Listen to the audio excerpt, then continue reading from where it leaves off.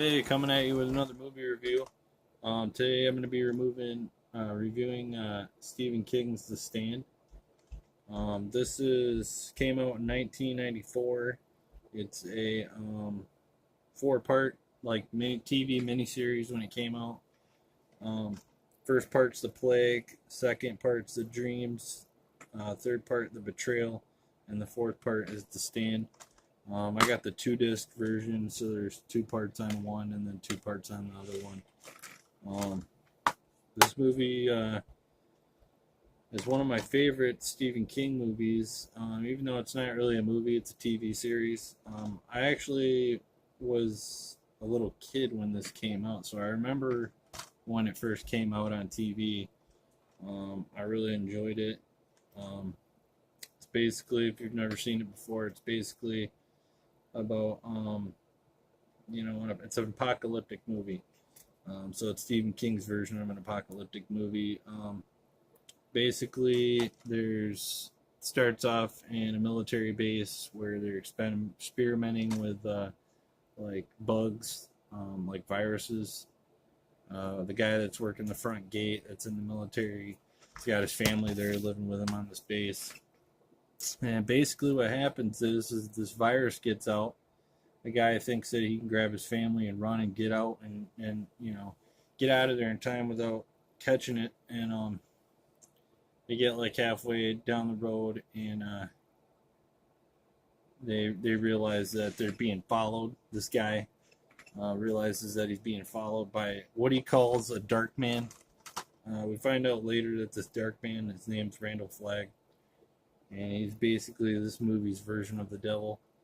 Now, I've seen book reviews on like Gunslinger series, and I know that you find out in those books that he's really not the devil. He's like some kind of demon or something. Anyways, this bug ends up getting out, and the guy crashes in like Texas somewhere, where he crashes in at the gas station and runs into character of Stu Redman. And Stu Redman is played by Gary Sinise, who you might know from like Forrest Gump and lots of other movies. He played Lieutenant Dan. You also have Molly Ringwald in this movie, Jamie Sheridan, who plays Randall Flagg, Laura Sangacoma, Ruby Dee, Ozzie Davis, Miguel Ferrer or something, Corin Nemec, Matt Fremer, Adam Stork, Ray Walston, and Rob Lowe plays a deaf mute in this movie. And yeah, I mean, this is one of my favorite TV series, movies by Stephen King, whatever you want to call it. I don't know. I always thought it was scary watching it as a kid. I like the opening sequence where it shows the bug got out, those people got away, and they're playing like "Don't Fear the Reaper" by Blue Oyster Cult. I like that song. So it was just kind of weird. They're playing that song as it's panning through, like showing all these dead people, and it's just kind of a creepy thing. Now, yeah, in this movie, like I said, it's about a virus that breaks out. It switches back and forth between several characters. They all live in different parts of the country. So basically, you got a good side of people. And like I said, it keeps panning back and forth between all these characters. Now, you do have basically an evil side and a good side. These good people keep having like dreams of this lady who she calls herself Mother Abigail. It'd be like our version, I guess, of like God or an angel or somebody working for God. She talks to God a lot in this movie. Not He doesn't talk straight to her, but she prays a lot, and she's a very like godly type person. So And then you have this character, Randall Flagg, and you got all these other characters that are starting to follow him. Now, he sets up base in Las Vegas, and a lot of these people end up coming to him, and the good people are drawn to this Mother Abigail. And as all this is going on, you got to keep in mind that people that are all, everybody that's alive is all got this virus, and there's only like a 1% immunity in the whole world to this virus. So like, there's a lot of people that live from this, but not as many people that died. I mean, there's a lot more people that died than there are that lived. But there are a lot. You find out that there's a lot. They end up forming a community at the end. It's just a really good movie. I don't suggest it if you don't have. I mean, I'm looking at it right here. It's 5 hours and 59 minutes long, so it's 6 hours. It's split up into parts. So if you don't have a long time to watch it, probably not for you. It's kind of one of those movies where, I mean, I guess you could watch it, one part one night, next part another night, or whatever. For me, I kind of like watching it all at the same time, which is hard to find the time to do that, but, for me, it's worth it. But I gotta be in the mood to watch it because it's such a long movie, and it kind of is got, like, when it gets to like the third and fourth parts, it does get a little cheesy in my opinion. Some of the acting is not great. Now the guy that plays Randall Flagg in this, Jamie Sheridan, I think he does a really good job playing that character in this. I mean, I'm sure somebody else could have pulled it off too, but he did a really good job. There's just lots of scary situations in this movie that make you think. Like, for instance, there was this guy that it shows him in, like, I don't know what part of the country he was in, but he was in this part of the country, and he was with this guy, and they're like cruising around, drinking and driving and shit. It's the end of the world, so you can imagine that. If the end of the world were to come tomorrow, that people are going to be out doing some crazy shit. I know I'd probably be out doing some crazy shit. So they're out driving around, and they decide that they want to rob this store. And so him and this guy go and rob this store. They shoot this guy that's behind the counter. They end up, basically, the one guy that he's with, his partner, ends up getting shot and killed. And the other guy ends up getting arrested and going to jail. And imagine going to jail in an apocalyptic situation. I mean, if everybody's dead, who the hell is ever going to let you out of there? I mean, you're going to be sitting in there for the rest of your life. And so it pans back to him as he's in jail, and Randall Flagg ends up showing up after he's been in there for God knows how long, probably months. And everybody's dead, so there's no guards there. Everybody's caught this virus and died. And so, yeah, I mean, I can imagine it'd be pretty scary. Randall Flagg ends up showing up with this guy and says that, if you help me and you don't backstab me, basically you're gonna be with me, win, loss, or draw. And if you do that, I'll let you out of here. And you'll never have to worry about anything again. So of course the guy's like starving to death. He's hiding like a rat under his fucking pillow.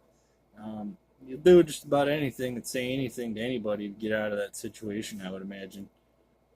But you're also making a deal with the devil, and that's not good. So, anyways, some of the other characters, there's a character named Nick Andros who's played by Rob Lowe, and he's a deaf mute in this movie. He ends up, I can't remember how exactly it shows him at the beginning, but he ends up meeting up with this guy in a town where he's traveling through, and the guy is Hope I don't offend anybody by saying this, but he's retarded. He's mentally retarded. And so it's interesting the dynamic between the two of them, because you got, you know, a deaf mute on one side, and then you got somebody who's mentally retarded on the other side. And the only way for this deaf mute guy to Rob Lowe, for him to communicate with people, is by writing down what he's trying to say to them, because the guy can write, but unfortunately the guy who's retarded can't. He doesn't know how to read, so it's a really interesting dynamic watching those two kind of learn to communicate with each other as they're going through this horrible situation. So that part's really interesting. Then you got Molly Ringwald. She's lives with her dad, and she's got a friend named Harold, who ends up being a dickhead later on in the movie. You think he's a good guy. He seems like a good guy at the beginning of the movie, but ultimately he's in love with Molly Ringwald's character. And, you know, later on in the story, she ends up falling in love with Stu Redman. And so he gets jealous, and ultimately that becomes this pitfall, and he ends up, getting pissed and going over to the dark side. Trying to think of what else I can talk about with this movie. There's just so much in it that it's hard to talk about everything. Like I said, Randall Flagg is in it. He ends up setting up a base in Las Vegas. And meanwhile, these other people that are good, Gary Sinise, Molly Ringwald, and like the deaf mute guy and the mentally retarded guy, they all go to Boulder, Colorado, is where Mother Abigail's at, and that's where they all go. And they basically set up like a free zone there, where like they're just trying to get the world like back going again, because you got to think like everybody that was like working in power plants, making our electricity go, our heat, our water, everything that we have, everybody that was doing those jobs died. So they had to, and then plus you got thousands of dead bodies laying all over the place, so they had to like have all these people, give them jobs, go clean up all the dead bodies, get the electricity going again. And then they find out that Randall Flagg, it's this evil guy, and he's got all these evil people that are following him over in Las Vegas. So they need to find out whether or not that these people have like nuclear bombs. And they're going to try and kill him. So they send like scouts over there. Basically, the movie ends where they send these principal characters. They only follow really like 6 or 7 main characters. And they send these people over there to find out whether they got bombs or what their plans are for him. They don't really know anything about this guy other than what Mother Abigail said to him and what some of these people are dreaming about him. They just know he's not good. And so they go over there. Of course, they capture him, put him in like jail or whatever. The end of the movie is basically, evil ends up losing every time. You kind of can guess the ending, what's going to happen. It's kind of weird. God's hand comes down and like diffuses this bomb, because there's this other character in the movie who's called the Trash Can Man, who's like right hand of Randall Flagg, and like he's just mentally not stable, and he's like obsessed with things that go boom. And he ends up being the downfall of him, really. He ends up bringing this nuclear warhead into the city where they're all at, and they're getting ready to hang these people. And Randall Flagg's getting ready to hang these people, and he drives into the city with the bomb, and like he's gonna make it go off and kill everybody. And Randall Flagg's like telling his henchmen and shit, like, stop this crazy fucking dude. And they try to stop him, and forget what exactly happens. It's been a while since I've seen this movie, but God's hand actually comes down and diffuses this bomb. It's kind of fucking crazy, because it looks really fake. The